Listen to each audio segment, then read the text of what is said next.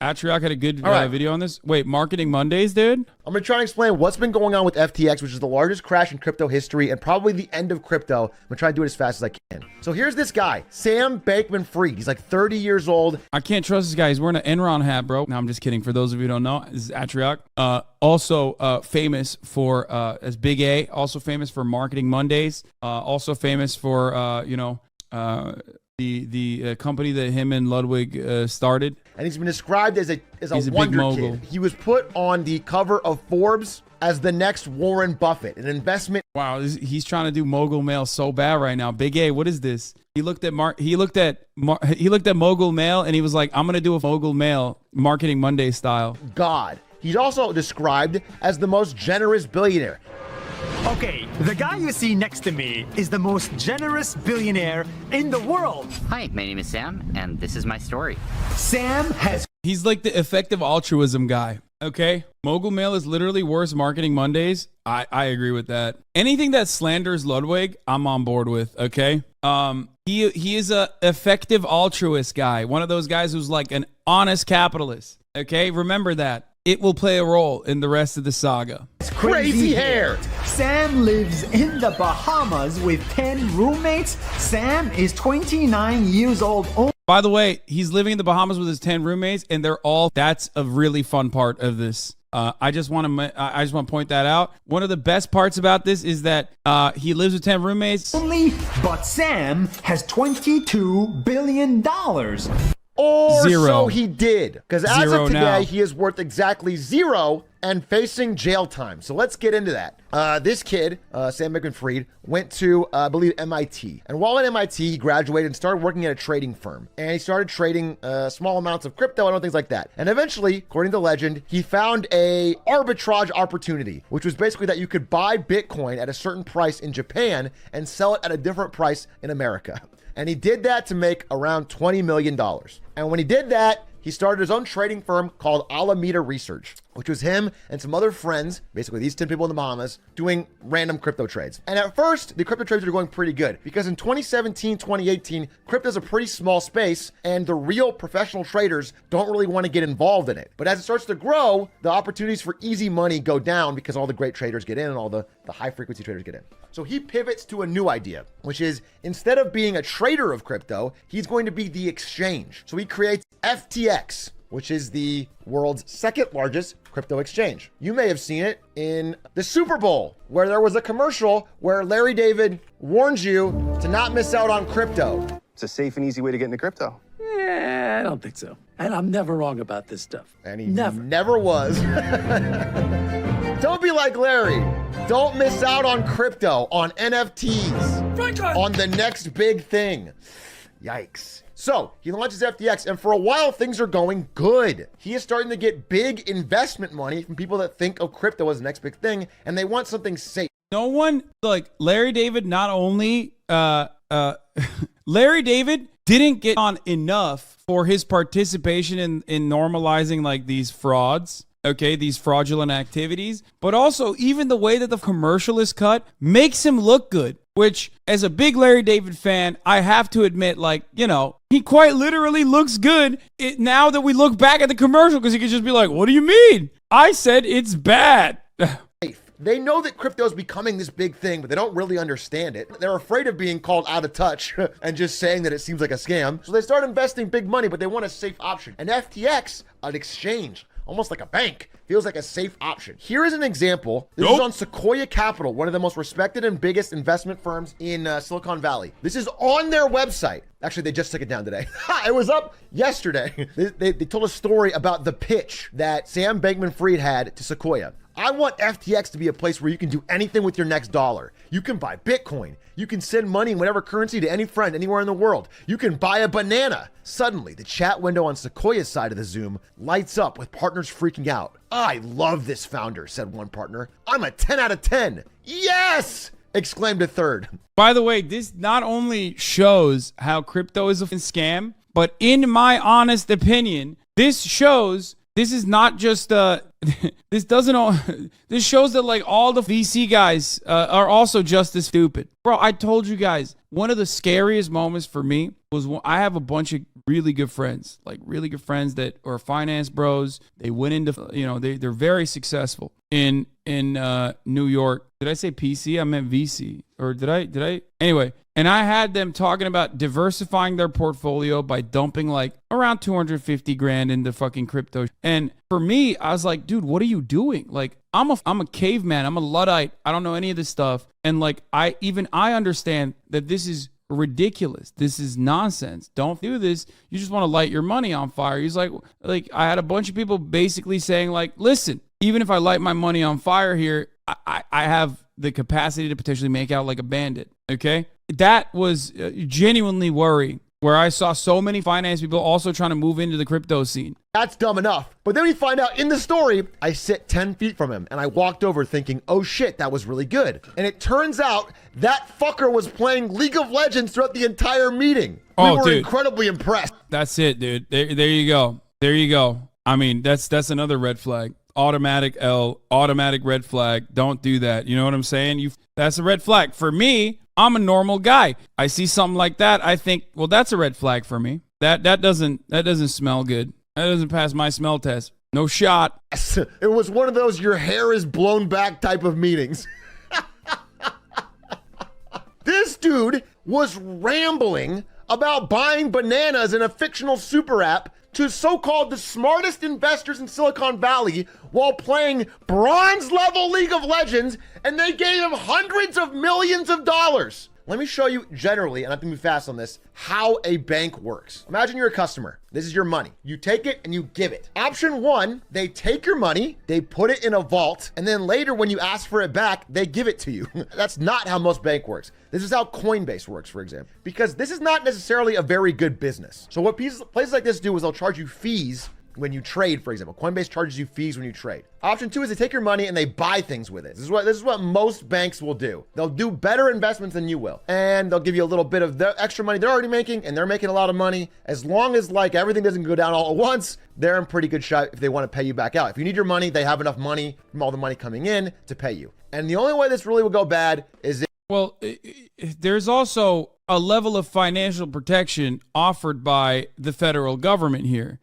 These banks, at least up to like $250,000, if I'm not mistaken, are FDIC insured. And even above that, there's still there are some, the federal government will not allow bank runs to happen. They don't want bank runs to happen. They don't want complete financial collapse. So they will do everything they can to make sure that the market is stabilized. They will do everything they can to make sure that the banking system still works and is still in operation. However, crypto has no such protections afforded to them. FDIC insurance mandated by the federal government before the banks died constantly and people lost everything. Yep, there it is. If, there's like a major market downturn and everything, okay? That's how a regular bank works. There's definitely some risk here, but in general, it's okay, especially because in a real bank, all of your money is guaranteed up to $250,000. It's called the FDIC insurance. It doesn't matter if the bank goes out of business. The government will make you whole. Crypto has nothing like that. Understand that there's a variety of things that can be in this basket here. So imagine if instead of buying a house or real estate or things that generally are stable and appreciate in value, what if they bought a holographic Charizard?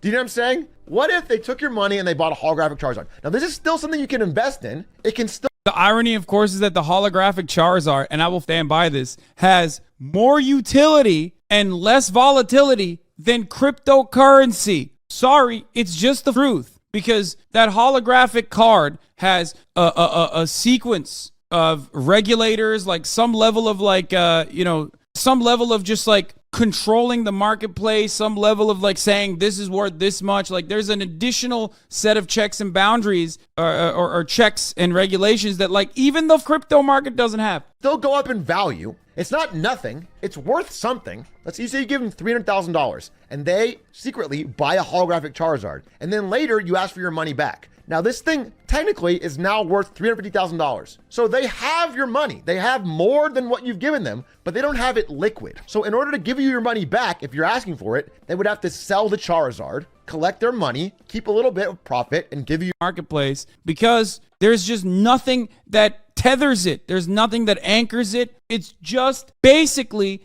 a way to commit the fraud. That's it. Outside of the boundaries of the regulatory agencies. Even worse than this. That, ladies and gentlemen, is what FTX is doing. Interrupt in the middle to bring you a note from Mr. Wonderful of Shark Tank, who had something to say about Sam Bankman-Fried.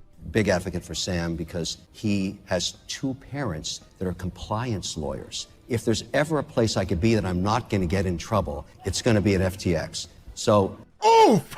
You know, what they're doing right here is incredibly stupid. Buying crypto with customers' money, already stupid. But the real problem is this, that the Alameda Research, which is the other company that he owns, was making all of these terrible, terrible bets on crypto, with their CEO being a 28-year-old Harry Potter fan who also dated Sam Bankman-Fried. And I've seen interviews with her where it clearly shows she has no fucking idea what she's talking about when it comes to investment.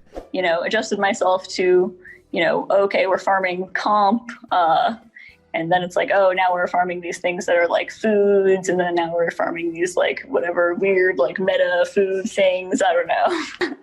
Yeah, I feel like I did manage to get away from my initial skepticism and end up embracing the mindset of like, great, I'm gonna like go out and look for like whatever like the weirdest, dumbest thing people are talking about today. And like, that's gonna be the thing I'm working on today. She literally has no fucking idea. And these guys are losing money hand over fist. They're investing in all sorts of wild things. And so Sam Bankman-Fried starts taking money out of customer deposits at FTX and secretly funding Alameda Research illegally. This is his girlfriend's company. His girlfriend in their polycule orgy. Illegal. That is where this becomes an Enron moment. This is where it comes like this guy's probably going to jail moment. They were loaning it to Alameda and they were getting in return something called FTT token.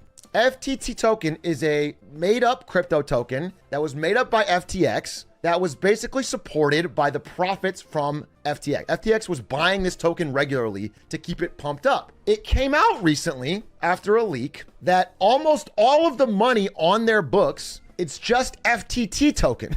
They had a bunch of FTT token that they said was worth the exact amount of everyone's deposits. And so people realized, wait a minute, if we ask for our money back, you can't sell these to get enough value to make all our money back. Like, our money no longer exists in this vault. It's just a bunch of this fucking token. And so once that leak comes out, the CEO of Binance, which is this guy, basically says, I own a good amount of FTT token and I'm gonna dump it all. And that's going to make the price of this crash because it already is a shaky investment. It's not really worth what you say it is. Once he says that, every person who has money in FTX's vault, bank run time, realizes, fuck, this place is going to go down. So they all start trying to frantically pull their money out, which of course causes this to start to crash. The whole house of cards unwinds. Overnight, literally overnight, FTX collapses as an entity. They just simply do not have the money. And so... And for the record, this is why DeFi as a concept seems great on paper, but in theory doesn't work. And you run into the same libertarian conundrum every single time. You need to have a centralized figure of power. You need regulatory agencies to ensure that, like, the anarchists don't fucking run away with all your money, okay? This isn't DeFi. An exchange like this is not DeFi, but ultimately the reason why it's backed on crypto, it's always going to still be decentralized. There is no regulatory agency that is like controlling it. At the heart of every crypto conversation is the lack of legitimate control. Decentralized finance revolves around not having a centralized figure that controls it, a centralized regulatory agency that controls everything. You need to have some level of control over it. Now, you can regulate non-centrally. Yes, with Yelp reviews. Everybody always goes back to the exact same concept. At the heart of all of this decentralized finance or crypto conversation revolves the understanding that there is a rational actor in the market, okay? Every libertarian smokes on that same pipe and thinks that there is a rationalized consumer, rationalized actor. They are actually going to make the rationalized decisions. That's why we need, for example, regulations and rules around how to build houses, right? You need that because every contractor is going to work around that and build houses that end up fucking killing you. As a matter of fact, contractors still work around pre-existing regulation and end up killing you all the fucking time, okay? Because ultimately there is no way to control that through a process of Yelp reviews. You can't do that. The market does not correct itself, or when it tends to correct itself, it kills people in the process, okay? Binance originally offers to buy up FTX for like $1, just basically buy it up. But then they look at FTX's books and they realize FTX is in so much debt that if they buy FTX, it'll probably bankrupt them. So now nobody is buying FTX. Nobody can get their money out, including this fucking man, Tom Brady, who's probably gonna have to play football till he's fucking 59 now. Places like TSM, places like the Miami Heat, all of which accepted major FTX sponsorship deals that lasted 10 plus years, are all not getting paid. TSM is built almost entirely on this FTX money, which is not getting paid. I predict, we're going to see like legitimately.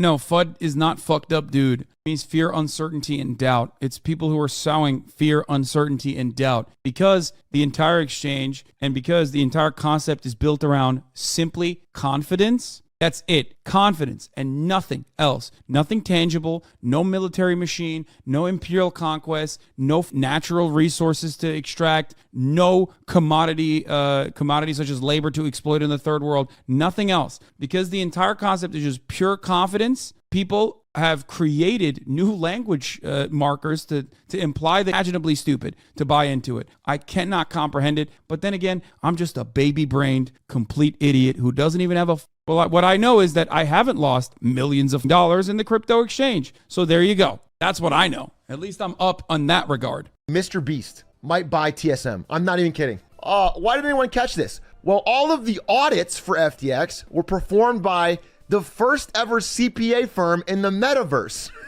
This is the firm that Wall Street relied upon to do accurate accounting on fucking FTX. Now, let's talk about Binance real quick before we get on. Because remember yesterday or 2 days ago, I talked about this and someone said, yeah, okay, FTX is dead, but Binance is fine. And I said, Pepe laugh. Because guess what? As of today, a few hours ago, it shows that Binance's reserves are almost half of its holdings in its own tokens. It's the same problem. So crypto as a whole, basically every exchange, but maybe buying Bitcoin on Coinbase is fucking fraudulent. It's all fraudulent all the way down. It's all a massive Ponzi scheme. And again, this wasn't hard to find out. So Sam Bankman-Fried went on a podcast when he was at the height of his fame and power, and he was asked business questions about what he does. And he basically pulled no punches in describing word for word a Ponzi scheme. He said, imagine this money as a magic box that you put money into,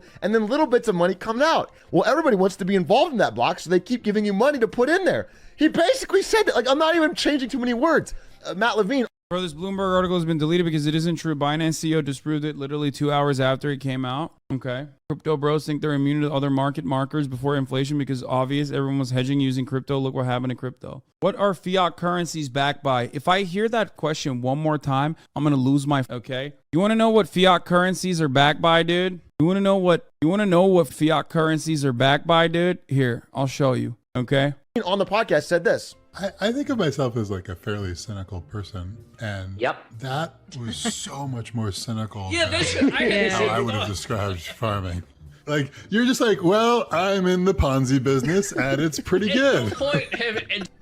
And nobody called him out. And this guy kept on living as a billionaire and crushing it for another like year after this. Because again, this guy's absolutely the modern day version of Enron. By the way, guess who is appointed as the new CEO of FTX today in order to oversee its liquidation? John J. Ray, the guy that liquidated Enron 20 years ago. It's a full circle. This dude's back. Oh, here's a little cherry to end it on. Update, as of a few minutes ago, FTX official and FTX US's wallets have been hacked with over $600 million leaving the exchange late Friday. It's convenient, hacked. I'm sure this is probably a last minute looting by people that had access in the Bahamas to whatever was left of this fucking absolute Ponzi scheme. Rarely rich people go to jail. Unfortunate byproduct of the system, but thankfully these guys aren't rich.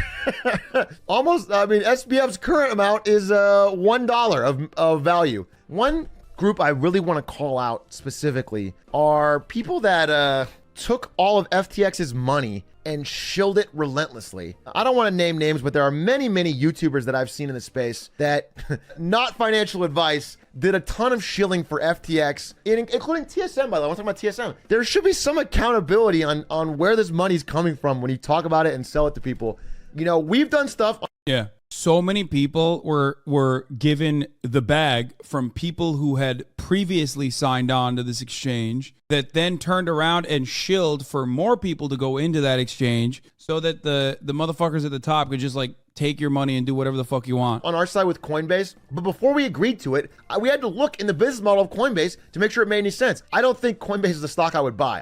I wouldn't invest in it. But I do believe that they have a business model where they at least don't hold your money. You give them their money, they hold it and then give it back to you. Hey, yo! I don't like it. And I hope we get to a situation where people have a little bit of credibility or a little bit of ounce of shame before taking any possible sponsor that comes their way. But that's it. That's sort of the basic coverage of what's going on in the world of FTX. And it's going to lead to a lot of terrible, terrible knock-on effects in the world of crypto. I think if you have any money in crypto at all that isn't like, I don't know, Bitcoin on your own wallet, I would be very concerned. Sam Bankman is the second largest donor to the DNC. No, not the second. I think like third or fourth. But he dumped around like 50 million. Some say 39. Some say 53 million. To DNC donors. I think another business partner actually is a Republican donor. They were literally just going for deregulation. That's what they were doing. Turns out that it wasn't actually the genuine altruistic donations being made to the DNC, which, by the way, you can't be a fucking altruism. You can't do altruism by donating to the fucking DNC, for the record. You lost out, bro. L Streamer could have secured the bag and solved homelessness. Yeah, they were just going after regulatory agencies. Turn.